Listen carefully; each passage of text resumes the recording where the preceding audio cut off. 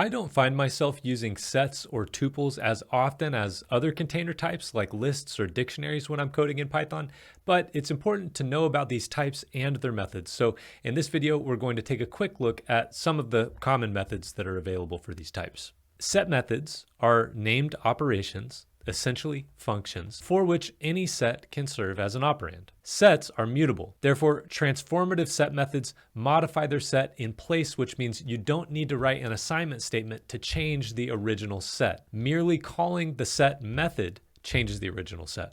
Almost all investigative set methods, like union, intersection, and difference, implement the same operations as set operators, which we've talked about before, like the pipe operator, the ampersand, and the minus symbol. We'll take a look at these set methods nonetheless. Here I have a set of tech companies, Apple, Google, and Amazon, and a set of retail companies, Walmart, Amazon again, and Target.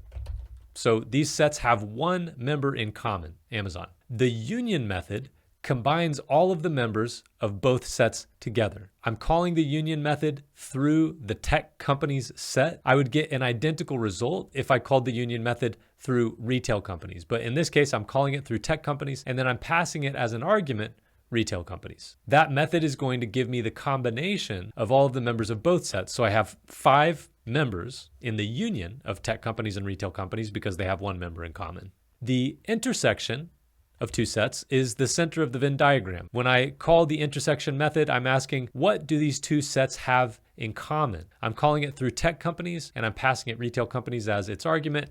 I could switch tech and retail companies and get the same result. In this case, my intersection is Amazon because that's the only member that both sets have in common. When I call the difference method, I'm asking what members remain if I remove all of the common members from tech companies. The difference method returns all of the members of tech companies in this case, which are not in retail companies. It's like subtracting the common members from tech companies. Order matters when I'm calling the difference method. So I'm calling it from both the tech companies set and the retail companies set. When I ask for tech companies without common members in retail companies, I get Apple and Google. Those are my tech companies without Amazon. When I ask for the retail companies without members that are also in tech companies, I'm left with Target and Walmart. These are the same operations that we can access with the pipe, ampersand, and minus symbols. They're also implemented as methods. Sets implement the add method instead of the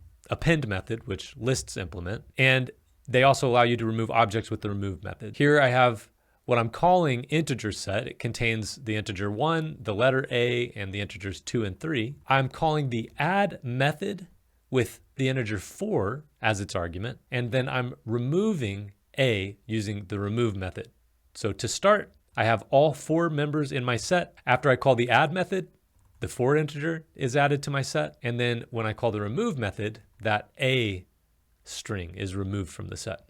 Like lists and dictionaries, sets implement their own version of pop and clear, and the syntax is the same. Here, I'm calling pop through my integer set twice, and you can see that that gives me 1, 2, and then leaves me with 3 and 4 in my set. When I call the clear method through integer set, I end up with an empty set. Finally, let's take a look at tuple methods. Tuples don't have any transformative methods. They only have investigative methods. And in this case, we're only going to look at count and index method. They're the same basically as the count and index methods we've seen with other object types. Here I have a tuple containing A, B, C, and C again. If I call the count method through that tuple and pass it C as my argument, I see that there are 2 instances of C in my tuple. If I call the index method through my tuple and pass it B as an argument, it tells me that B is in the position of index 1, the second position.